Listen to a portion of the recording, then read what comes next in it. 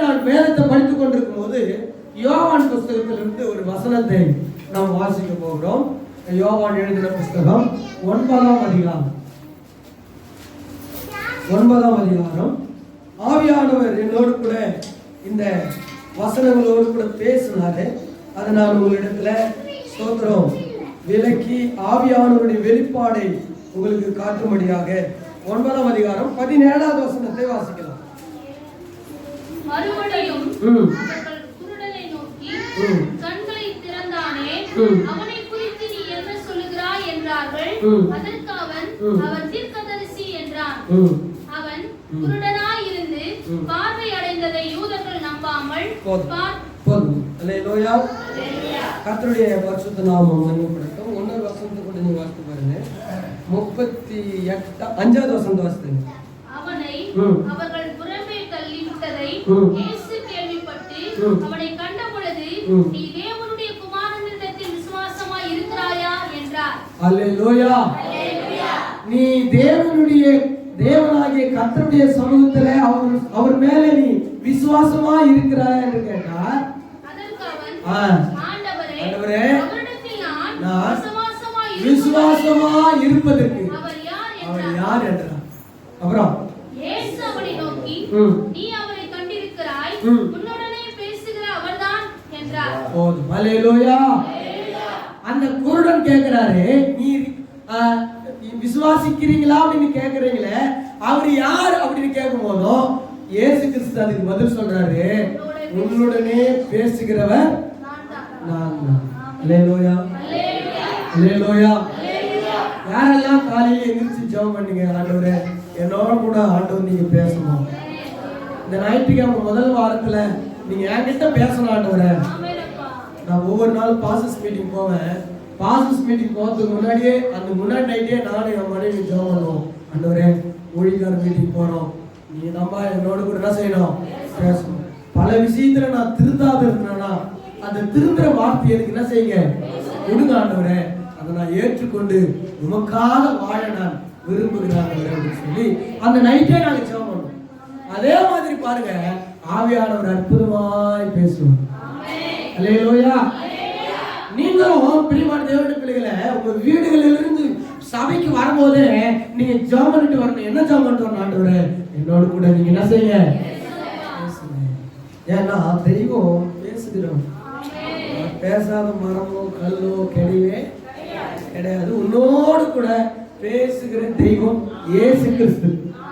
அவர் பேசினா போதும் நம்ம வாழ்க்கையே மாறிடும், நம்ம குடும்ப சிச்சுவேஷனே மாறிடும், நம்ம பிராப்ளமே முடிஞ்சு போயிடும், நம்ம போராட்டத்துக்கு ஒரு முற்றுப்புள்ளி ஆண்டவர் வச்சிருவார். அல்லேலூயா. அந்த குருடனை பார்த்து ஆண்டவர் சொல்றாரு, உன்னோடு கூட பேசுகிறவர் நான் தான்பா, என்ன தான்பா விசுவாசிக்க சொன்னேன் அப்படின்னு சொல்ல வர. ஆமே. அல்லேலூயா. பாருங்க, இன்னைக்கு இந்த காலை வேளையில உங்களோடு பேசுகிறவர் ஆண்டவர், உங்களோடு பேசுகிறவர் பரிசுத்த ஆவியானவர். பாஸ்டர் பேசினாருன்னா உங்க வாழ்க்கையில எதுவும் நடக்காது. ஊழியர் பேசினாருன்னா உங்க குடும்பத்தில் அற்புதம் நடக்காது. ஒன்னொரு பக்கத்து வீட்டுக்கார சொந்தக்காரர் பேசினா கூட உங்க வாழ்க்கையில் அற்புதம் நடக்காது. யார் பேசணும்? ஏசப்பா பேசணும், அற்புதம் நடக்கும். கையை உயர்த்தி வரலையே சொல்லாமே. இந்த சம்பவத்தை நான் சீக்கிரமா சுருக்கமா உங்களுக்கு வாசித்துட்டு அதை விளக்கிட்டு உங்களுக்கு கடந்து போகிறேன். ஒரு தேவ பிள்ளை ரட்சிக்கப்பட்டா, ஒரு தேவ பிள்ளை ஆலயத்துக்கு வந்தா 3 விதமான நபர்கிட்ட மாட்டிக்கின்னு வெளியே வரும். எப்படி? 3 விதமான நபர்கிட்ட மாட்டிட்டு தான் வெளியே வருவாங்க. இந்த 3 விதமான நபர்கிட்ட தப்பிச்சிட்டாங்கன்னா போதும், அவங்க ரட்சிக்கப்பட்டுருவாங்க, ஆண்டவருடைய பிள்ளையா மாறிடுவாங்க, ஆண்டவர் மகிமைப்படுத்திடுவாங்க. ஒரு ஆமென் சொல்லாமே. அல்லேலூயா சொல்லாமே.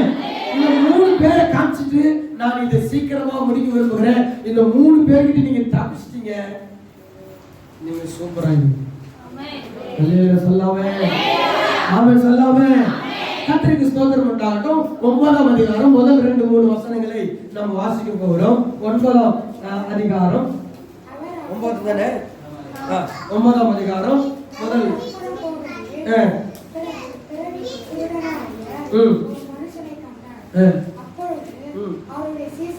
அவருடைய சீசர்கள் அவனை நோக்கி, ரவி, இவன் குருடனாய் பிறந்தது யார் செய்த பாவம்? இவன் செய்த பாவமோ இவனை பெற்றவர்கள் செய்த பாவமோ என்று கேட்டார்கள். இயேசு பிரதியுத்தரமாக, இது இவன் செய்த பாவம் இல்லை, பெற்றோர்கள் செய்த பாவம் இல்லை, தேவனுடைய கிரியை இவனிடத்தில் வெளிப்படும் பொருட்டு இப்படி பிறந்தான். அல்லேலூயா. இயேசு ஒரு ஊருக்கு போகும்போதும் அந்த ஊர்ல தாயின் வயிற்றிலேயே, என்னம்மா தர்ஷினி, என்ன பாரு, என்ன கவனி, குழந்தைங்கள கூட விளையாடுறீங்க, என்ன கவனிச்சுக்கணும். அல்லேலூயா. அப்ப பாருங்க, குருடனாய் பிறந்த இந்த மனுஷன் இயேசு கிறிஸ்து வராரு. இவனை ஏசப்பா என்ன நல்லா இருக்குன்னு கேட்கல, ஏசப்பா என் கண்ணு திறனும் கேட்கல. குருடனா இருந்தான், பார்வையற்றவனா இருந்தான். இவன் அப்பா அம்மாவை பார்த்தது கிடையாது. பிறந்ததுல இருந்து யாரும் பார்த்தது இல்லை, அப்பா அம்மாவை பார்த்தது இல்லை, அண்ணன் தம்பிகளையும் பார்த்தது கிடையாது, சகோதர சகோதரிகளையும் பார்த்தது கிடையாது, நம்ம வீடு எப்படி இருக்குன்னு கூட பார்த்தது கிடையாது. ஏன்னா கறக்கும் போதே யார் தான். இன்னைக்கு அப்படிதான் இந்த பூமியில நிறைய பேர் இருக்கிறாங்க, குருட்டாட்டமான வாழ்க்கை வாழ்ந்து இருக்கிறாங்க. ஆனா இந்த கண்ணு நல்லா தெரியுது, இந்த கண்ணு நல்லா தெரியுது. எப்படி எப்படி இந்த கண்ணு நல்லா தெரியுது, ஆனா மனக்கண்ணு என்ன பட்டிருக்குது, குருட்டாகப்பட்டிருக்குதுங்க. ஒரு அவன் சொல்லாம இது தப்புன்னு தெரியும், அந்த தப்பு போய் உயரம் தான் என்ன கண்ணு, மனக்கண் குருட்டாகப்பட்டிருக்குது. இது பேசுறது தப்புன்னு தெரியும், அதையே பேசிக்கிறாங்க பாரு, அதுதான் மனக்கண் குருடாகப்பட்டிருக்குதுங்க. இதே மாதிரி தாங்க இவனும் தாய் வயிற்றிலிருந்து பிறக்கும் போது அவனுடைய 2 கண்ணும் தெரியாம இருக்குது. சீடர்கள் கேட்கிறாங்க ஏசப்பா கிட்ட, ரவி, இவன் குருடனா பிறந்தது இவன் செய்த தப்பா, இவன் செய்த பாவமா, இல்ல இவங்க அப்பா அம்மா செஞ்ச? அதுக்கு இயேசுநாதர் சொல்றாரு, தெளிவா சொல்றாரு, இவன் செய்த பாவமும் அல்ல, இவன் பெற்றோர்கள் செய்த பாவம் அல்ல, தேவனுடைய கிரியை வெளிப்படும் பொருட்டு இவன் இப்படி பிறந்தான். கையை தட்டி அல்லேலூயா, அல்லேலூயா. பாருங்க, நம்ம பிறந்ததெல்லாம் ஆண்டவருடைய நாமம் மகிமைப்படும்படியாக ஆண்டவர் நம்மளை பிறக்க வச்சிருக்காங்க.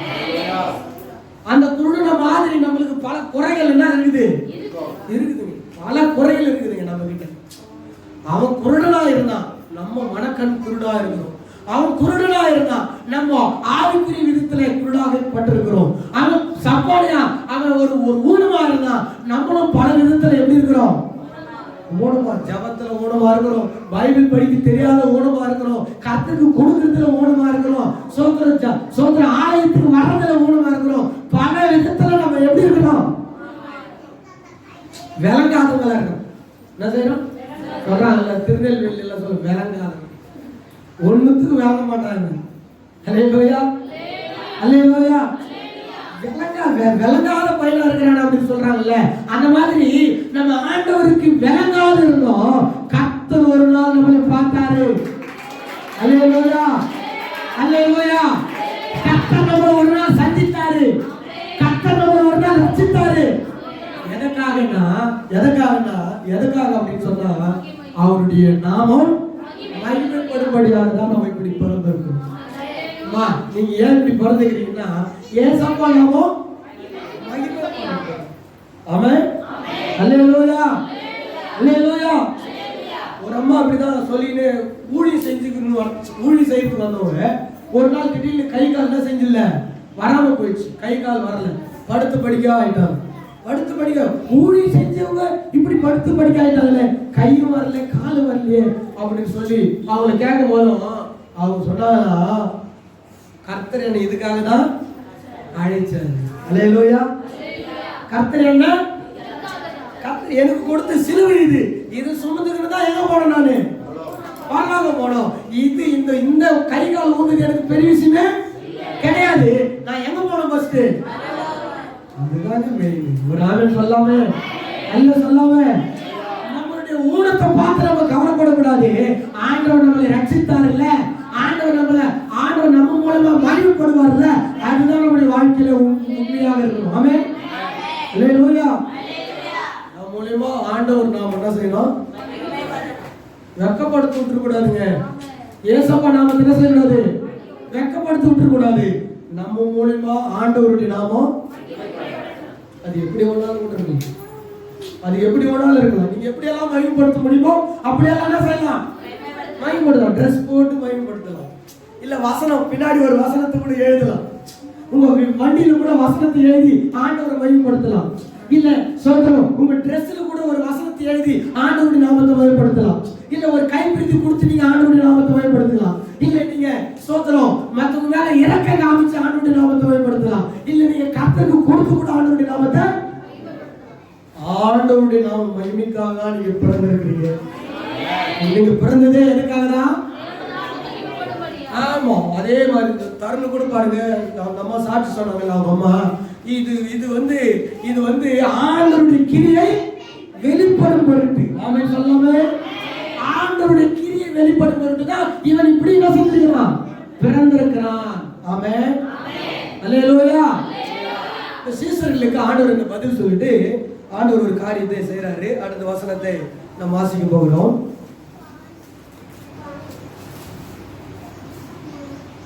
ஆறாவது வசனத்தை நாம் வாசிக்கலாம்.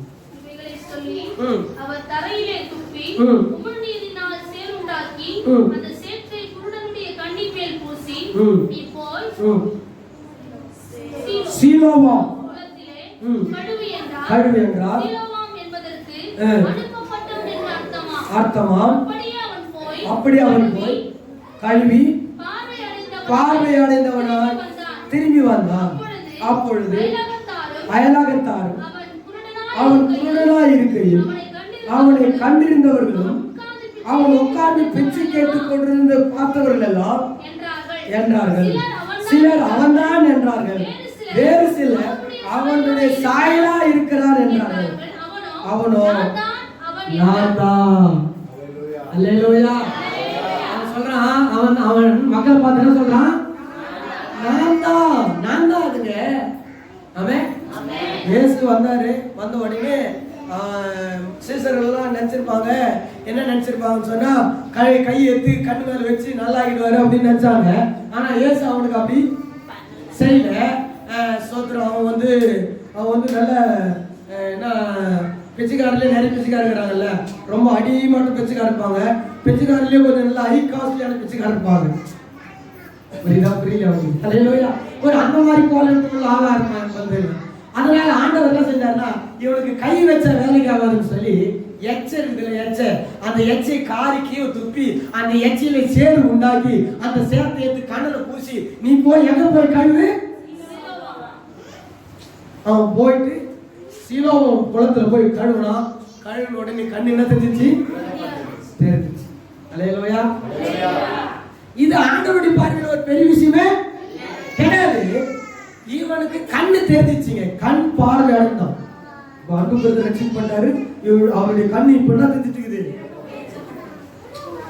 திறந்துட்டாரு ஆண்டவர். திறந்துட்டாரு. அந்த மனக்கண்ணை திறந்துட்டாரு ஆண்டவர். உங்களுடைய மனக்கண்களை ஆண்டவர் எப்ப திறந்திருக்கிறாரு. ஆனா இவருடைய கண்ணை ஆண்டவர் இன்னைக்கு திறந்திருக்கிறார். ஆமென். இவர் 3 பேர்கிட்ட மாட்டுவார். எத்தனை பேர்கிட்ட? அந்த 3 பேர் தான் இங்க வாசிக்கிறோம். யாருன்னு கேட்டீங்கன்னாக்கா 8வது வசனம் தெளிவா சொல்லுது. அப்பொழுது அயலாகத்தா. யாரு? சத்தமா சொல்லு. யாரு? நம்ம சர்ச்சுக்கு வந்தா பக்கத்துல இருக்கிற சும்மா இருப்பாங்க. அவன் தான் யாரு? அயலாகத்தா. போயிட்டானோ நல்லா இருக்கிறான்னு பாடுறான். மிச்சம் இனிமேல் நம்மளை விட்டு சேரவே மாட்டோம். நம்மளுக்கு தான் இவர் யாரு? இவங்க தப்பிக்கிறது பெரிய விஷயம். அதுல சொல்லாம பக்கத்து வீட்டுக்காரங்க தப்பிக்கிறது ரொம்ப பெரிய விஷயம். இவங்க தான் அயலாகத்தான் கேட்கிறாங்க. இவன் பிச்சை எடுத்து கொண்டு இருந்தானே, இவனுக்கு எப்படி கண்ணு நல்லா ஆச்சு? ஒன்னு என்ன சொன்னாங்க? அவன் கிடையாது, அவனை போல 7 பேர் இருப்பாங்கல்ல, அவனா இருக்கலாம் அப்படின்னு சொல்றாங்க. இவனை போட்டு ரொம்ப குழம்புறாங்க. பாருங்க, ஒரு மனுஷன் நல்லா இருக்கிறது மற்றவங்களுக்கு என்ன செய்யறதில்ல. ஒருத்தன் நல்லவன் ஆகிறது பிடிக்காது அயலாகத்தான். அவன் சொல்லாம இந்த அயலாகத்தாரில் இருந்து நீ என்ன செய்யணும்? விடுதலை ஆகணும். சொல்லாம அவனுடைய வார்த்தைக்கு நீ இணங்கவே கூடாது. ஆமென். அவங்ககிட்ட நீ சொல்லணும், ஆண்டவருடைய நாம மகிமைக்காக நான் தாங்க அங்க பிச்சை எடுத்துட்டு இருந்தேன், நான் தாங்க அம்மா வயித்துல இருக்கும்போது கண் தெரியாதவனா இருந்தேன், நான் தாங்க ஏசப்பா கண்ணை எடுத்து சோதரம் அந்த சேலை உண்டாக்கி கண்ணுல பூசினாருங்க, நான் கண் பார்வை அடைஞ்சிட்டேங்க. சாட்சியாக சொல்றாரு பாருங்க. அல்லேலூயா, அல்லேலூயா. அதிகாரிகள் வந்து நீ கிறிஸ்தவனான்னு கேட்டா போய் ஒளிய கூடாது. அல்லேலூயா. நான் சத்தியம் போறேங்க, நான் எங்க போறேன்? சர்ச்சுக்கு போறேங்க, ஆலயத்துக்கு போறேங்க. எனக்கு எந்த ஒரு கவர்மெண்ட் சலுகை எனக்கு தேவையில்லைங்க. நான் ஏசப்பாவுடைய சொல்ல முடியுமா? பார்க்கலாம், வரப்போறாங்க, அடுத்தது கோட்டுக்கு வரப்போறாங்க. அல்லேலூயா, அல்லேலூயா. அதற்கு பாருங்க, அது மாதிரி எல்லாம் நடக்குங்க. பாருங்க, பெரியமான தேவனுடைய பிள்ளைகளை நான் தானே சொல்லுங்க. அவன் சொல்றான் அயலாகத்தார்கிட்ட என்ன சொல்றான்? அவங்க சொல்றாங்க, இவன் பிச்சை எடுத்துட்டு இருந்தானே, இவன் ஸ்தோத்திரம் பார்வை இல்லாதவனா இருந்தானே, இவன் எப்படி நல்லா ஆயிட்டான்? எப்படி இவன் எப்படி பாருங்க, ஒரு எக்ஸிபிஷன் வச்சுக்கிறான். எக்ஸிபிஷன்னா என்னது? கண்காட்சி. Very good. ஆமா, ஒரு சில நேரத்தில் தமிழே தெரிய மாட்டேங்குது. அல்லேலூயா. அருங்காட்சியகம். என்னது? அருங்காட்சியகம் வச்சிருக்காங்க. கண்காட்சியா? கண்காட்சி வச்சிருக்கிறாங்க. கண்காட்சி வச்சாக்கா ஒரு இந்தியா நண்டு, ஒரு அமெரிக்கா நண்டு, ஒரு ஆப்பிரிக்கா நண்டு, இந்த 3 நண்டையும் ஒரு அணுகுண்டுல போட்டு வச்சிருக்கிறாங்க. அணுகுண்டுல போட்டு வச்சிருக்கும் போதும் எல்லாரும் சுத்தி பார்த்துட்டு வந்துருக்கிறாங்க.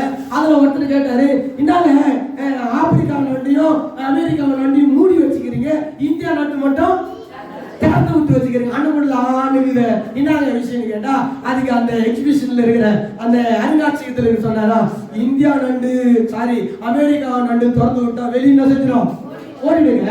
ஆப்பிரிக்கா நண்டு கூட அப்படிதாங்க, திறந்து விட்டா வெளியே ஓடும். இந்தியா நட்டு திறந்து விட்டா வெளியே போகாது. ஏன்னா ஒரு நண்டு மேல வந்தா இன்னொரு நண்டு கீழே பிடிச்சி காலை என்ன செஞ்சிடும்? அது பயமே கிடையாதுங்க அதுக்கு. ஏன்னா அது போகவே போகாது. அப்படிதாங்க இந்தியாவில் இருக்கிற மக்களும் ஒருத்தர் முன்னேறக்கூடாதுன்னு நினைப்பாங்க. அல்லேலூயா. ஒருத்தர் மூடு கட்டக்கூடாதுன்னு நினைப்பாங்க, ஒருத்தர் வேலை வாங்கிட கூடாதுன்னு நினைப்பாங்க, ஒருத்தர் நல்லா இருக்கக்கூடாதுன்னு நினைப்பாங்க. ஆமென். அல்லேலூயா. இவங்க யாரு? பாரு, அவங்க பாரு, குருடனா பிறந்தா பல வருஷமா குருடனா இருந்தா, அப்ப இவனை இன்னாருன்னு கேட்கறதுக்கு ஆள் இல்ல. இப்ப கண்டு தெரிஞ்சிச்சுங்க, இப்ப பாத்துட்டாங்க, ஏசப்பா பாத்துட்டாங்க, இப்ப சீலோவாம் குளத்துல போய் கைவிட்டாங்க, இவனுக்கு இப்ப நல்லா ஆயிடுச்சுங்க, அவனுக்குள்ளார வெளிச்சம் வந்துச்சுங்க. இப்ப அயலாகத்தார் பேச ஆரம்பிக்கிறாங்க. இந்த அயலாகத்தாரிலிருந்து நீங்க தப்பித்து கொள்ளணும். ஆமென். அவங்க கேட்கறாங்க. அடுத்த வருஷம் வாசித்து பாருங்க. இல்ல 10வது வசனம் 10-11 படிங்க.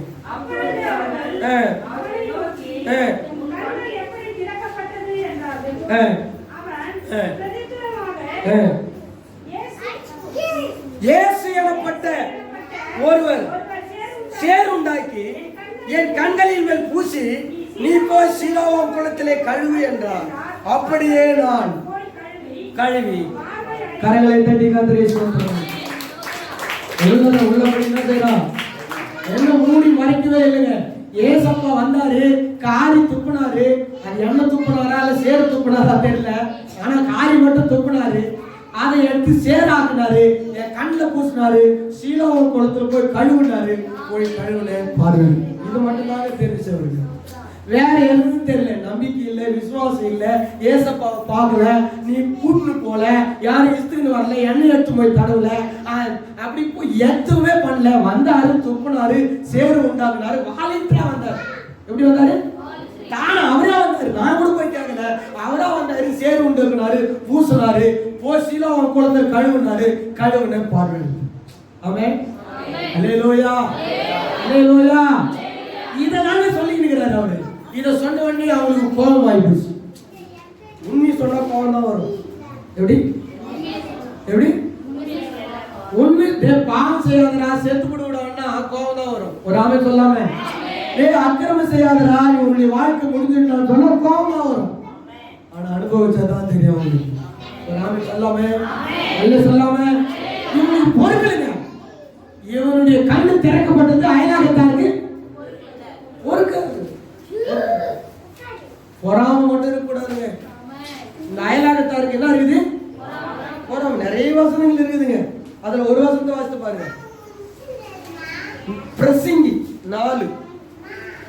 4 பிரசங்கி 4:4 மனுஷன் படும் எல்லா பிரயாசமும் பயன்படும் எல்லா கிரியையும் அயலானுடைய பொறாமைக்கு ஏதுவாய் இருக்கிறதை நான் கண்டேன். இதுவும் மாயையும் அயலாகத்துக்கு என்ன வருமா? அயலாகத்தாருக்கு என்ன வருமா? பொறாமை.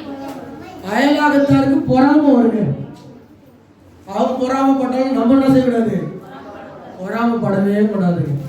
அல்லேலூயா சொல்லாம பைபிள் சொல்லுது பொறாமை எலும்புரிக்கும். பொறாமை அவன் தான் உருகணும், நம்ம உருகு, நம்ம நல்லா இருப்போம். ஆமே அல்லேலூயா சொல்லாம. அப்ப பாருங்க பிரியமான தேவனுடைய பிள்ளைகளே, இந்த அயலாகத்தாருக்கு பொறாமை வரும். ஆண்டவர் அப்போ நம்மள பொறாமப்படுற அளவுக்கு நம்ம என்ன செய்வாரு? என்ன செய்வாரு? ஆசீர்வதிப்பார், ஆசீர்வதிப்பார், பலப்படுத்துவார், சகாயம் பண்ணுவார். இவன் கண்ணு குருடனாவதான் சாவ போறான்னு நினைச்சுட்டு இருந்தவங்களுக்கு இப்ப என்னவா மாறிச்சு? கண் பார்வையடைந்தவனா மாறி அதிர்ச்சி ஆகி போச்சு. அவங்களுக்கு அதிர்ச்சி ஆகிட்டு சந்தோஷப்படுறாங்களா? ஆண்டவர் மகிமைப்படுத்துகிறாங்களா? இல்ல. ஏன் அவங்களுக்குள்ள என்ன வருது? பொறாமை. ஆமென் சொல்லாமே. நீதிமொழிகள் 27:10 நீங்க வாசித்து பார்த்தீங்கன்னா உங்களுக்கு தெரியும். நீதிமொழிகள் 27:10 சிநேகிதனையும் உன் தகப்பனுடைய சிநேகிதனையும் விட்டு விடாதே. உன் ஆபத்து காலத்தில் உன் சகோதரனுடைய வீட்டிற்கு போகாதே. தூரத்தில் உள்ள சகோதரனிலும் சமீபத்தில் உள்ள அயலானே வாசி. வாசி. தூரத்தில் இருக்கிற அண்ணன் தம்பிகளை பார்க்கணும், பக்கத்தில் இருக்கிறதானே அயலானே வாசி. வாசினா நல்ல வாசினா அப்போ ஆண்டவர் ஒரு பக்கம் அவனை பொறாம பிடிச்சவனும் சொல்றாரு, இன்னொரு பக்கம் நல்லவனும் சொல்றாரு. அல்லேலூயா. அதனால பக்கத்து வீட்டுக்காரன் பக்கத்துக்கு ஒரு ஆமென் சொல்லாமே, அல்லே சொல்லாமே, அவன் இப்படியா அப்படின்னு நம்ம சோதனை பண்ணிக்கிட்டே இருக்கணும். ஒரு ஆமென் சொல்லாமே. அப்போ சோதனை பக்கத்து வீட்டுல இருக்கிறவங்க தான் ஆபத்துல வந்து என்ன செய்வாங்க? உதவுவாங்க. தூரத்துல இருக்கிறவங்க என்ன செய்ய முடியாது? அது அண்ணனா இருக்கலாம், தம்பியா இருக்கலாம், அக்கா தங்கா செய்யறதுலாம் யாரா இருக்கலாம். ஆனா பக்கத்துல இருக்கிறவங்க என்ன செய்ய முடியாதுமா? அல்லேலூயா. கவனிமா சிஸ்டர், கவனி, எங்க கவனிக்கிறீங்க? அல்லேலூயா. பக்கத்துல இருக்கிறவனே அயலானே வாசின்னு சொல்லுங்க. வாசினா நல்லவன், ஒரு சீரானவன். அவனை நீ என்ன செய்யும்? ஆதாயப்படுத்திக்கோ, பக்குவப்படுத்திக்கோ. அவன் பொறாம கொண்டாலும் நீ என்ன செய்யாத? பொறாம கொள்ளாதே அப்படின்னு ஆண்டவர் ரொம்ப தெளிவா சொல்றாங்க. ஒரு ஆமென் சொல்லாம. அயலாகத்தார், அயலாகத்தார் யாரு? இவன் பக்கத்துல பிச்சை எடுக்கிறவனா கூட இருக்கலாம், இல்ல பக்கத்து வீட்டுக்காரனா கூட இருக்கலாம். ஆனா கர்த்தர் இவன் வாழ்க்கையில் அற்புதத்தை, இவனுக்கு இப்படி நடந்து வந்து இவங்களுக்கு ரொம்ப பொறாமைனால நேரா 2வது ஒரு ஆளுகிட்ட இவங்களுக்கு கூட்டு போறாங்க. அதை நம்ம வாசிக்க போகிறோம். நீங்கள் எடுத்தவர்கள் வாசிக்கலாம். 13வது வசனத்தை வாசிக்கலாம். குருடனாய் இருந்த அவனை பரிசேயரிடத்திற்கு கொண்டு போனார்கள். இயேசு சேறுண்டாக்கி அவன் கண்களை திறந்த நாள் ஓய்வு நாளாய் இருந்தது. ஆகையால் பரிசேயரும் அவனை நோக்கி நீ எப்படி பார்வையடைந்தாய் என்று மறுபடியும் கேட்டார்கள். அதற்கு அவர் என் கண்ணு மேல சேறுண்டாக்கி பூசினார், நான் கழுவினேன் காண்கிறேன். ஷார்ட்டா சொல்றாரு பாருங்க. சேர உண்டாக்குனாரு, பூசினாரு, கழுவினேன் பாக்குறேன். அல்லேலூயா. இது யாரு? பரிசேயர்கள், சதுசேயர்கள். இவங்க யாருன்னா அரசியல்வாதிகள். இவர் யாருன்னா அதிகாரிகள். ஆமென். அல்லேலூயா. 2வது யார்கிட்ட மாட்றாங்க? ஒரு ரட்சிக்கப்பட்ட மக்கள், ஒரு மனம் திரும்பின மக்கள், ஒரு ஆண்டவர் ஏற்றுக்கிற மக்கள் முதல்ல அயலாகத்தார்கிட்ட மாட்றாங்க. 2வது அதிகாரி, 2வது கிராம பொதுமக்கள், அதாவது நாட்டாமைக்காரர்கள், பொதுமக்கள். இவங்களுடைய பேச்சுக்காக நம்ம மாட்டோம். ஏன் போயிட்டேன், ஏன் மனம் திரும்ப போயிட்டேன், ஏன் சர்ச்சைக்கு போறேன், சர்ச்சைக்கு போன வரி கொடுக்க மாட்டேங்க, ஏன் போனே? இவங்க யாரு? சத்தமா சொல்லுங்கம்மா. இவங்க கிட்ட இருந்து தப்பிக்கிறது தான் ஒன்னும் ஒரு பெரிய அற்புதம். ராம சொல்லாம அதிகாரி. எது? ஒரு நாள் நான் ஜாய் சர்டிஃபிகேட் வாங்கிட்டு போறேன். ஜாய் சர்டிஃபிகேட் நீ கிறிஸ்டின் மாதிரி கேரியா? எப்படி கம்யூனிட்டி சர்டிஃபிகேட். நீ கிறிஸ்டின் மாதிரி கிறிஸ்டின் தான்மா, நீ கூட கிறிஸ்டின். நான் எந்த வருஷம் கிறிஸ்டின், நீ ஆர்சி கிறிஸ்டின். நீ நகை போட்ட கிறிஸ்டின், நகை போடாத கிறிஸ்டின். நீ ஜாதி சர்டிஃபிகேட் போட்டா போடு, போடா கட்டிப்போ, நான் பதிவு பண்ணிட்டேன், இந்த வந்துட்டேன். அவங்களுக்கு என்ன தோணுச்சு சொல்லி போட்டான். ஒரு அல்ல சொல்லாம அவன் சொல்லாம பாருங்க. பிரியமான தேவனுடைய பிள்ளைகளே, இரண்டாவது அதிகாரிகள் கேள்வி கேட்கிறாங்க. யார்கிட்ட? யார்கிட்ட? இந்த பார்வை வந்துச்சு பாரு, அவங்கிட்ட அதிகாரிகள். பாருங்க பிரியமான தேவனுடைய பிள்ளைகளே, இன்னைக்கு இந்த காலை வேளையில நாம் அதிகாரிகளுக்கு பதில் சொல்லணும் அப்படின்னு சொன்னா நம்ம என்ன சொல்லணும்னா இயேசுவை தான் வெளிப்படுத்தணும். யாரை வெளிப்படுத்தணும்? இயேசுவை தாங்க வெளிப்படுத்தணும். ரெண்டாவது இயேசுவை வெளிப்படுத்தணுங்க. ரெண்டாவது சோதனை, இந்த பரிசேயர்கள் சதுசேயர்கள் யாரு? அவங்க சொல்லுவாங்கன்னா இயேசுவை நம்பாதவங்க, இயேசுவை விசுவாசிக்க மாட்டாங்க. இயேசு என்னன்னு அவங்க ஒரு மனுஷன் தான் சொல்லுவாங்க. அவங்க ஒரு வாக்குவாதம் பண்ணுவாங்க. என்ன பண்ணுவாங்க? வாக்குவாதம் பண்ணுவாங்க. அவர் எல்லாரும் கடவுளா மாதிரி இவரு ஒரு கடவுள் அப்படின்னு சொல்லுவாங்க. அப்படி அல்ல பிரியமான தேவனுடைய பிள்ளைகளே, இவர் ஒரு விசேஷித்தமானவர். ஆமென். எந்த கடவுள் காரி தூக்கிட்டு சேறு உண்டாக்கி கண்ணில் பூசி அந்த கொசஸ்தலை ஆத்துல போய் கைவுன்னு சொல்லிக்கிறாங்களா? இல்ல காவிரி பக்கம் ஏற்றுக்கு போய் கைவுன்னு சொல்லிக்கிறாங்களா? அல்லேலூயா. இயேசு அருமையா சொன்னார் பாருங்க, சேறு உண்டாக்கி பூசிட்டு போய் கழுவிடாம நல்லா இருக்கும். இதே வார்த்தை தாங்க பரிசேயர்கிட்ட இந்த குருடன், இந்த பார்வையானவன் சொல்றான். ஆமென். இயேசு வந்தாரு, சேறு உண்டாக்குனாரு, பூசினாரு, கழுவு சொன்னாரு, கழுவுன என்னாச்சு? நான் சொல்றேன், நீ ஒண்ணுமே புரியலையா நீ சொல்றது? எப்படி? அவங்க கேட்கலாம், யாரு? பரிசேயர். என்ன சொல்ற? ஒண்ணுமே புரியல நீ சொல்றது, மறுபடியும் சொல்லு. ஏங்க இயேசு வந்தாரு, காரி துப்பி சேத்த பூசினாரு, கழுவு சொன்னாரு, பார்வையிடு. என்ன ஒண்ணுமே புரிய? ஏங்க நம்பாதவங்களுக்கு புரியாதுங்க. கை காட்டலாம? அல்லேலூயா, அல்லேலூயா.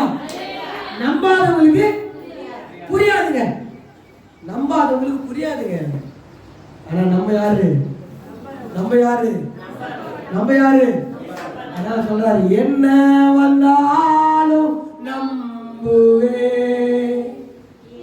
எனது இயேசுவே, யார் கைவிட்டாலும் பின் செல்லுவே எனது தெய்வமே, ஆழம் அகலம் உயரமா என் மேலே அன்பு கூர்ந்தா,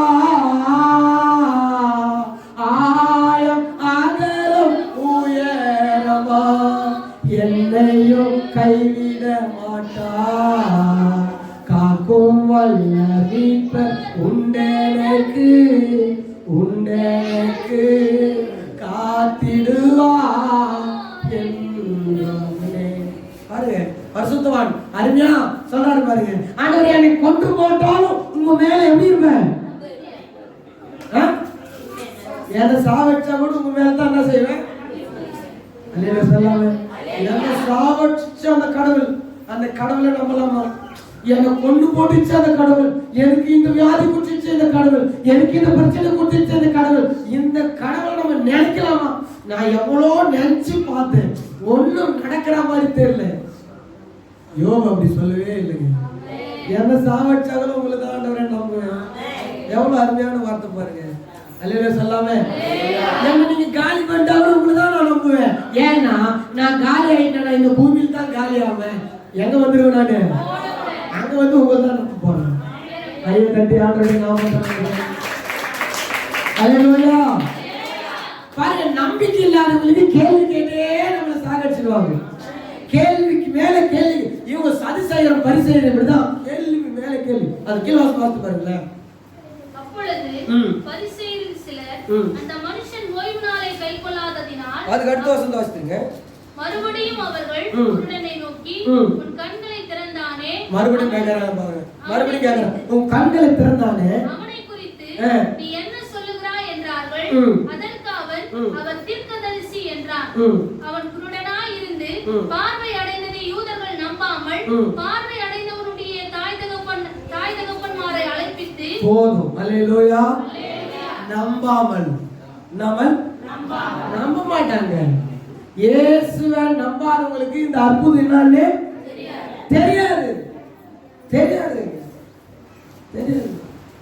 டாக்டர் சொல்லுவான், இந்த இடத்துல உனக்கு இருதயத்துல அடைப்பாயிடுக்குது, நீ சீக்கிரமா பெட்ல சேரணும். கடவுளுடைய பிள்ளைங்க அப்படி கிடையாது. நேரா சர்ச்சைக்கு போவாங்க, சோத்திரம் அல்லேலூயா ஆண்டவரே என் இதயத்தை சுத்தப்படுத்தீங்களே நன்றி அப்படின்னு சொல்லிட்டு விசுவாசித்து மறுபடியும் ஒரு எக்ஸ்ட்ராவோ ஒரு இசிஜியோ ஒரு எக்கோவோ பண்ணுவாங்க. அங்க போனா அடைப்பே. இது டாக்டர்களுக்கு தெரியாது, ஆனா ஏசப்பாவுக்கு தெரியும். அல்லேலூயா. இதான விசுவாசம். ஆண்டவர் மேல இருக்க இவனுக்கு ஒண்ணுமே தெரியலங்க. ஏச பார்த்தது கிடையாது. ஏச யாரு? இந்த பார்வை அடைந்தவன் இயேசுவை பார்க்கவே இல்லை. அவனுக்கு கண் தெரியாத போதும் அவர் கையை அவர் தொட்டுச்சு, அவர் வாய் பேசிச்சு, அவர் குடலை மட்டும் தான் கேட்டான். பார்க்கும் போது யாரும் இல்ல. ஏன்? அவன் எங்க இருக்கிறான்? சீலோவம் குளத்தான் இருக்கிறான். ஆனா இயேசுக்கு நிறைய வேலை இருந்தது, அதனால அவர் போயிட்டாரு. அல்லேலூயா. கண்டு பார்த்தா குளத்தான் இருக்கிறான். குளத்தை தான் முதல்ல பார்க்கறான். ஏரி தான் முதல்ல பார்க்கறான். தண்ணி தான் முதல் பார்க்கறான். பார்த்த உடனே ஃபர்ஸ்ட் புடிச்சின ஆள் யாருன்னா அயலாகத்தார். கேள்வி கேட்டு சூப்பரான பதில் சொல்லிட்டு ரெண்டாவது ஒரு ஆளு கிட்ட வந்தாங்க. அவங்க தான் யாருன்னா பரிசேயர். அவங்க நம்பாதவங்க கிட்ட சொல்லி என்ன பண்ணுது சொல்லுங்க, பக்கத்துல கிட்ட சொல்லுங்க. நம்பாதவங்க கிட்ட சொல்லி என்ன பண்ணுது? என்ன பண்ணுறாரு? அவர் குத்துறா கோபமா தான் பலாலும் குத்துற. அல்லேலூயா. ஒருத்தர் நம்பலன்னா அவனுக்கு அற்புதம் நடக்காது. பக்கத்துல சொல்லுங்க, நீ நம்பலன்னா உனக்கு அற்புதம் நடக்காது. இது ரெண்டாவது ஆளுகிட்ட நீ தப்பிச்சிடணும். அவன் நம்பாதவங்க கிட்ட சேராதீங்க, நம்பாதவங்க கிட்ட ஒண்ணுமே சொல்லாதீங்க. சொல்லினே இவங்க நம்பாததுனால மூணாவது ஆளு கூட்டு வராங்க. அவங்க தான் அப்பா அம்மா. அதை வாசித்து பாருங்க.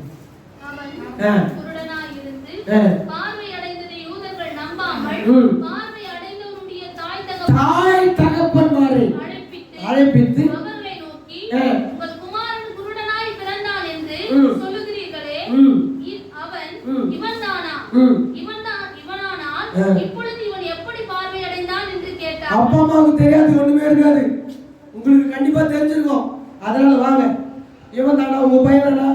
இது மாதிரி 7 பேர் இருப்பானுங்கல்ல, உங்க பையனை நல்லா பார்த்து சொல்லுங்க. அவங்க சொல்றாங்க, இவன் தான் பிறக்கும் போதே குருடனா பிறந்தான். சரி எப்படியே போயிச்சு போட்டோம் அப்படின்னு சொல்லி விட்டுட்டோம். அந்த நாட்களிலே யாரெல்லாம் குருடனா பிறந்தாங்களோ அவங்களுக்கெல்லாம் பிச்சை எடுக்கிற வேலை தான் விடுவாங்களே, வேற வேலையே விட மாட்டாங்க. அவன் பிச்சை தான் எடுக்கணும் கடைசி வரையும். அவனுக்கு ஒரு துண்டு ஒன்று போட்டு விட்டுருவாங்க.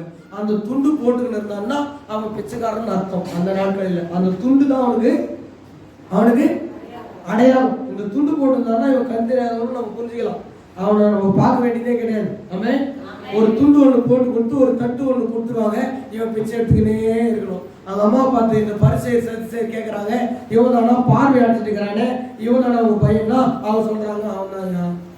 நான் தான் அவனை 10 மாசம் வயிற்றுல சுமந்து பெற்றெடுத்தேன்.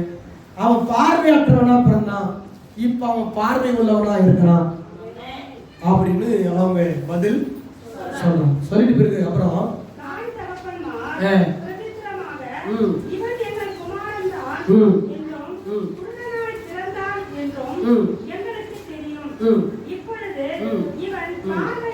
இப்பொழுது இவன் பார்வை அடைந்து வகை எங்களுக்கு போதும். அல்லேலூயா. இவன் பையன் எங்களுக்கு நல்லா தெரியும், இவனை பெற்றெடுத்த என்பது நல்லா தெரியும், இவன் ரத்தம் பாசம் என்பது நல்லா தெரியும். ஆனா இவனுக்கு கண்ணு தெரிஞ்ச விஷயம் மட்டும் எங்களுக்கு ஒரு சில விஷயம் அப்பா அம்மாவுக்கு தெரியாது. அவன் வாழ்க்கையில் நடக்கிற விஷயங்கள் அப்பா அம்மாவுக்கு தெரியாது. ஒரு சில பாவம் செய்யறது, பிள்ளைகள் செய்யற பாவம் அப்பா அம்மாவுக்கு தெரியாது. ஒரு சில பழக்க வழக்கங்கள் அப்பா அம்மாவுக்கு தெரியாது. அல்லேலூயா. சொல்றாங்க, இவன் பார்வை அடைந்த வகை, எந்த வகையில இவன் பார்வை அடைந்தான் எங்களுக்கு தெரியும். தெரியாத மாதிரி நடிக்கிறான். எப்படி தெரியும், தெரியாத மாதிரி நடிக்கிறது ஒரு சில பேர். தெரியும் தப்பு பண்ணான்னு தெரியும், அது அப்படியே மூடிடுறது. தெரியும் இவனுக்கு இது நடந்துச்சுன்னு தெரியும், தெரியாத மாதிரி அப்படியே நம்ம பையன் தானே நம்மளே. அப்புறம் நம்மள அந்த நாட்களில யூதர்களுக்கு, அதாவது பரிசேயர்களுக்கு சதுசேயர்களுக்கு விரோதமா எந்த வார்த்தை பேசினாலும் ஜெப ஆலயத்தை விட்டு ஒதுக்கி வச்சிருவாங்க. என்ன ஆலயத்தை விட்டு? ஜெப ஆலயத்துக்கு ரெண்டாவது கால் வைக்கவே கூடாது. ஏன்னா ஓய்வு நாள்ல நல்லா இருக்கிறாங்க, ஆல்ரெடி ஓய்வு நாள்ல ஒரு வேலை என்ன செய்யக்கூடாது. அவன் ஓய்வு நாள்ல சுகமாக்கி இருக்கிறான், ரொம்ப ரொம்ப தப்பு. இன்னும் யூதர்கள் வாதாடுறாங்க, பரிசேயர்கள் வாதாடுறாங்க. அதுக்கு பயந்துட்டு புள்ளியே என்ன செஞ்சிருக்காங்க, பிள்ளையே என்ன செஞ்சிருக்காங்க. இவன் அற்புதம் நடந்த வகை இவனுக்கு எனக்கு பாருங்க தெரியுமா? தேவனுடைய பிள்ளைகள் அப்பா அம்மா கை விட்டுறாங்க. இவன் ஒருத்தர் ரட்சிக்கப்பட்டான்னா, ஒரு பையன் ரட்சிக்கப்பட்டான்னா, மூணாவது குடும்பத்தில் இருக்கிறவங்களுடைய பிரச்சனை பெரிய போராட்டம்.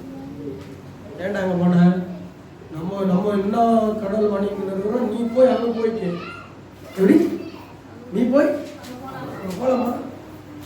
அவன் ஃபர்ஸ்ட் ஜாம் பண்ணுங்க பாஸ் ஆகணும்னு சொல்லி ஜாம் பண்ணியிருப்பான், பாஸ் ஆகிட்டான். பாஸ் ஆகிட்டேன், ஐயா ஜாம் பண்ணாரு, பாஸ் ஆகிட்டேன். அப்பத்துக்கு சர்ச்சுக்கு வருவோம். உடனே அவங்க அப்பா அம்மா என்ன செய்வாங்க, ஏய் நம்ம யாரு, நம்ம எப்பேற்பட்டவங்க, நம்ம குளம்னா, நம்ம கோத்திரம்னா, நம்ம வகைன்னா, நம்ம வகாரம்னா, நம்ம அங்கே போகணும்னா, நம்ம அங்கே போனா அவங்களுக்கு அசையும் இல்லை. 10 பேர் தான் சொல்லுவோம், அந்த 10 பேர் தான் அவங்களுக்கு ரொம்ப முக்கியம்.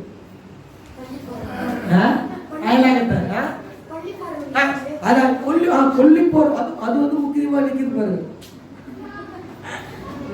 நல்லா இருக்கிறத பத்தி யோசிக்கல, பொட்டியில் வைக்கிறத பத்தி தான் யோசிக்கிறாங்க. அல்லேலூயா. இப்படியெல்லாம் ஒரு மனுஷனை கேட்டு தாய் தகப்பன் சொல்லிருக்கலாம்.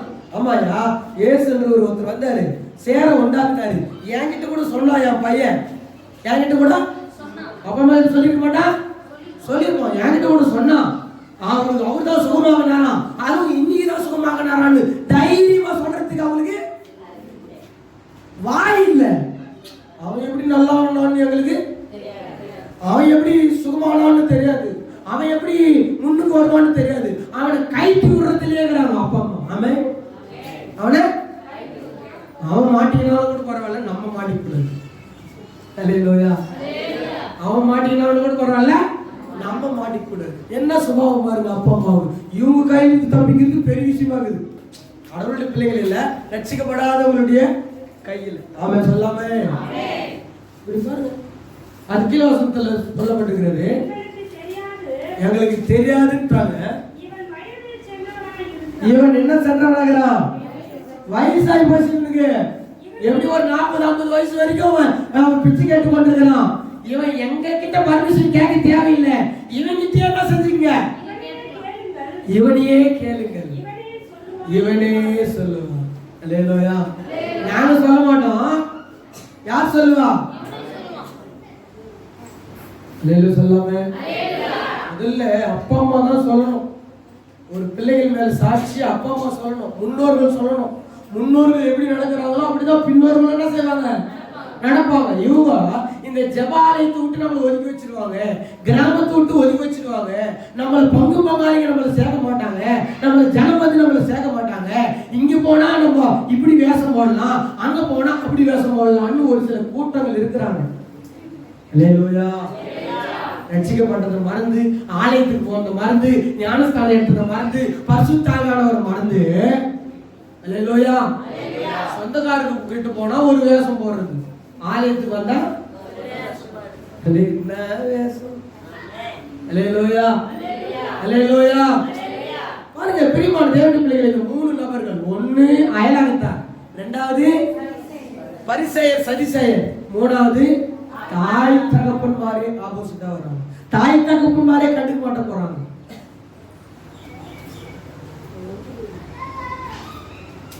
இந்த மலை இருக்குது உலகத்திலே பெரிய, இந்தியாவிலே பெரிய மலை இமயமலை. வெரி இமயமலை, எவரெஸ்ட். அந்த எவரெஸ்ட் பக்கத்துல ஒரு கிராமத்துல ரட்சிக்கப்பட்டாரு ஐயா சாது சுந்தர் சிங். சாது சுந்தர் சிங் அவர் தலைப்பா ரெட் கலர்ல போட்டிருப்பார் துணியை. சாது சுந்தர் சிங். சிங்குக்காரங்க அவங்க வணங்குற கடவுள் சிங்கு கடவுள். உங்களுக்கு நல்லா தெரியும். அந்த சிங்கு கடவுள் வணங்கி புத்த மதத்தை வணங்கிட்டு இருந்தாங்க. அவரு மனசுல இயேசு வந்துட்டார். யார் வந்தது? செத்துலான்னு போனாரு, தூக்கு மாட்டீங்கன்னு அப்படி செத்துலான்னு போனாரு. இயேசு அவரை கூட பேசுறதுனால மனம் திரும்பி இயேசுவை ஏத்துக்குன்னு சர்ச்சுக்கு போக ஆரம்பிச்சாரு. சர்ச்சுக்கு போக ஆரம்பிச்சுட்டு அங்கெல்லாம் போவாங்கடா, நம்ம எல்லாம் வந்து சிங்குக்காரங்க, நம்ம அதெல்லாம் வணங்கவே கூடாதுடா அப்படின்னு அப்பா அம்மா ரொம்ப கண்டிஷன் பண்ணாங்க. அப்போ அவர் ஏத்துக்கல. இல்லை இயேசு என்ன கூட பேசிக்கிட்டே இருக்கிறாரு அப்படின்னு சொல்லி ஆலயத்துக்கு போக ஆரம்பிச்சாரு. வேதத்தை படிக்கும் போதும் ஆண்டவர் வேதத்தின் மூலமா அவரோடு கூட பேசினாரு. நீ என் ஊழியத்துக்கு வா அப்படின்னு பேசினாரு. ஆண்டவர் பேசுறாருன்னு சொல்லி நம்ம அப்பா அம்மா கிட்ட என்ன செய்யலாம்? பர்மிஷன் கேட்டு ஊழியத்துக்கு என்ன செய்யலாம்? போலாம் அப்படின்னாங்க. அவங்க விடுவாங்க. சர்ச்சுக்கு போறதுக்கே விட மாட்டேங்கிறாங்க, ஊழியம் செய்யறதுக்கே விட போறாங்க அப்படின்னு நான் சொல்றேன் உங்களுக்கு. அப்படின்னு சொல்லி ஊழியம் செய்யறதுக்காக போலாம் அப்படின்னு அப்பா அம்மா கிட்ட பர்மிஷன் ஜெபம் பண்ணிட்டு கேட்டுக்கிறாரு. என்ன செய்யுங்கிறாங்க? சரிப்பா சரி நீ போ அப்படின்னு அவங்க சொல்லிட்டு கடைசியா நான் சாப்பாடு போடுறேன், என் கையால என்ன செய், அப்பா அம்மா கையால சாப்பிட்டு போ, அவங்க வயிறார சாப்பிட்டு போன்னு சொல்லி அவங்க சாப்பாடு போட்டு, நல்ல சாப்பாடு செஞ்சு சாப்பாடு போட்டு கூடவும் ஒரு பாட்டில் விஷத்தையும் ஊற்றி உணவா கொடுத்துருங்க. அவரு திருப்தியா சாப்பிட்டார். திருப்தியா சாப்பிட்ட பிறகு திடீர்னு ஒரு மணி நேரத்துக்குள்ள ஒரு மழக்கம், கண்ணெல்லாம் ரெட் ஆகி போச்சு. என்னம்மா இப்படி ஆகிப்போச்சு, என்னன்னு தெரியல அப்படின்னா, நம்ம யாரு, நீ ஊழியத்துக்கு போறேன்றி, நாங்கள் சும்மா விடுவோமானாங்க, சும்மா விடுவோமானாங்க, புள்ளியே கூட எங்களுக்கு என்ன செய்ய வேணாம் வேணாம். இப்போ நலம் மனசு கேட்கல அப்படின்னு சொல்லி டாக்டர் வர வச்சு ட்ரீட்மெண்ட் பண்ணிக்கிறாங்க. ட்ரீட்மெண்ட் பண்ண டாக்டர் சொல்லிட்டுக்கிறாங்க, நைட்டுக்கு இருந்தாருன்னா இருக்கலாம், இல்லைன்னா இல்லை. அது உடம்பெல்லாம் என்ன செஞ்சுக்குது, அந்த விஷம் பரவிச்சு, அந்த பாய்சன் பரவிச்சுங்க, காப்பாற்றணும். உடனே அந்த சாது சுந்தர் சிங் சொல்லுகிறாரு, ஐயா எனக்கு மட்டும் ஒன்று மட்டும் உதவி செய்யுங்க, அந்த பைபிள் இருக்குது அதை கொஞ்சம் எடுத்துன்னு ஒரு வசனம் இருக்குது, அதை நீங்கள் படிங்க. சாவுக்கு எதுவாத ஒன்றும் உங்கள் மேலே வந்தால் அது உங்களை அணுகவே அணுகாது அப்படின்னு ஒரு வசனம் இருக்குது, அதை நீங்கள் படிச்சுக்கினே இருங்கன்னு சொல்லிக்கிறார். படிச்சுக்கினே இருக்கிறார், படிச்சுக்கினே படிச்சுன்னு இருக்கிறார் அந்த டாக்டர். ஒரு 2 மணி நேரம் படிச்சுட்டு அவரே டயர்ட் ஆகி போயிட்டு இருக்கிறாரு, இவரும் படுத்துக்கிறாரு. காலையில் ஆண்டவர் அற்புதமா நல்லா அப்பா அம்மா எல்லாரும் மன திரும்பி ரட்சிக்கப்பட்டாங்க. அவரா மாதிரி அந்த மலை பிரதேசத்துல, அதாவது என்ன ஊர் அது, இமயமலை சைடு ஊழி செஞ்சவங்க யாருமே கிடையாதுங்க. ஆமா, அவர் ஒரு பக்கம் பஸ்ல ஏறினாருன்னா இன்னொரு பக்கம் பிசாசெல்லாம் எந்திரிச்சு ஓடுங்க.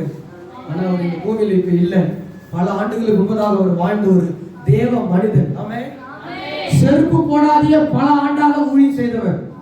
அந்த பனி பிரதேசத்துல, குளிர் பிரதேசத்துல அவர் தேவனுடைய பணியை செய்தவர். அவருக்கு வந்த உபத்திரம் கொஞ்ச நேரமே கிடையாது. அவர் கிணத்துல தள்ளிட்டாங்க, செத்து போனான்னு சொல்லி அந்த அந்த கிராமத்துல இருக்கிற மக்கள் பணத்தை எடுத்து முதுகுல கட்டி அமைச்சிட்டு இருக்கிறாங்க. இனிமேல் எங்க கிராமத்துக்கு வராத அப்படின்னு சொல்லி பணத்தை கட்டி அமைச்சு வச்சுக்கிறாங்க, முதுகுல கட்டி அமைச்சு வச்சுக்கிறாங்க. இப்படி நிறைய உபத்திரங்களை பட்டு ஆண்டவருடைய ஊழியத்தை அவர் செய்து கொண்டிருந்தார். அவன் அவருடைய புஸ்தகத்தை இருக்குது, படிச்சு பாருங்க. சாது சுந்தர் சிங் புஸ்தகம் பாருங்க. அவரை போல பயங்கர ஊழியம். அவன் ஏன் இதை நான் உங்களுக்கு சொல்றேன்னா, அவருடைய அப்பா அம்மா செஞ்ச காரியம் பாருங்க. அவன் அவங்கள மாதிரி தான் இந்த அப்பா அம்மாவும் இருப்பாங்க. என் பையன் நல்லா ஆயிட்டானேன்னு ஒரு சந்தோஷம் இல்லை, சந்தோஷப்பட்டு தான் ஆண்டவருடைய நாமத்தை என்ன செஞ்சிருப்பாங்க, மகிழ்ப்படுத்திருப்பாங்க. பயந்து வாய்ந்தாங்க. ஆமே, ஹல்லேலூயா. 3 பார்வை அடைந்தாங்க. ஆமே, கடைசியா அந்த வசனத்தை நீங்க வாசித்து பாருங்க.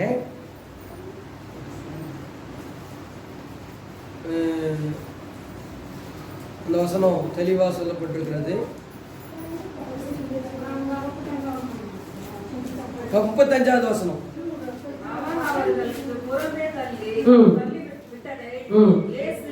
இயேசு கேள்விப்பட்ட போது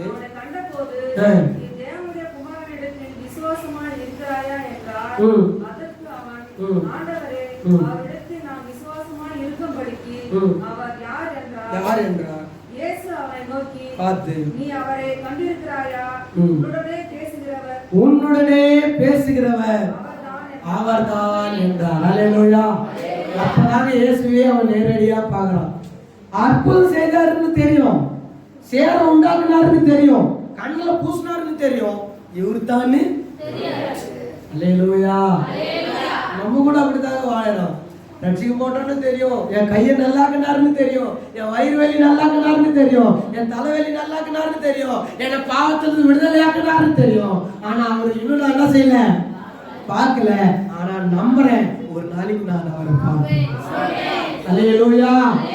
அல்லேலூயா. பாருங்க, அடுத்த வசனம் சொல்லப்பட்டிருக்கிறது.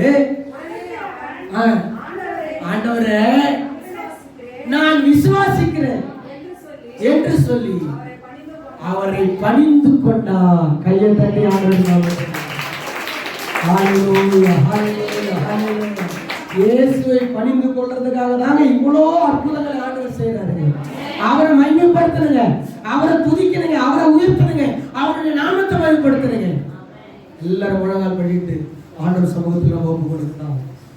3 பேர், ஒன்று அயலகத்தார், 2வது பரிசேயர்கள், 3வது தாய் தகப்பன்மார். அவங்க கூட ஒரு நாளைக்கு நம்மளுக்கு ஆப்போசிட்டா நிற்பாங்க. அவங்க கூட நீ போவானான்னு கூட சொல்லுவாங்க, அவங்க கூட ஜாமான வேணான்னு சொல்லுவாங்க, அவங்க கூட ஒரு நாளைக்கு ஏன் எல்லாம் போறேன்னு கூட கேட்பாங்க. ஆனா கர்த்தர் சொன்னாரு, உன்னோடு கூட பேசுகிறவர் நான் தான், உன்னோடு கூட பேசுகிறவர் நான் தான். அப்பா அம்மாவோட நான் பேசல, உங்களுடைய சொந்த அயலாகத்தார்கிட்ட நான் பேசல, பரிசேயங்கிட்ட நான் பேசல, உங்ககிட்ட பேசும்படியாக தான் நான் இந்த பூமிக்கு வந்தேன். சிஸ்டர், ஆண்டவர் உன்னோடு கூட பேசும்படியாக தான் இந்த பூமிக்கு வந்தார். ஆண்டவர் பேசுனாருன்னா அவங்க வாழ்க்கை மாறும், உன் கண்ணு திறக்கப்படும், உன்னுடைய வாழ்க்கையில் ஆண்டவர்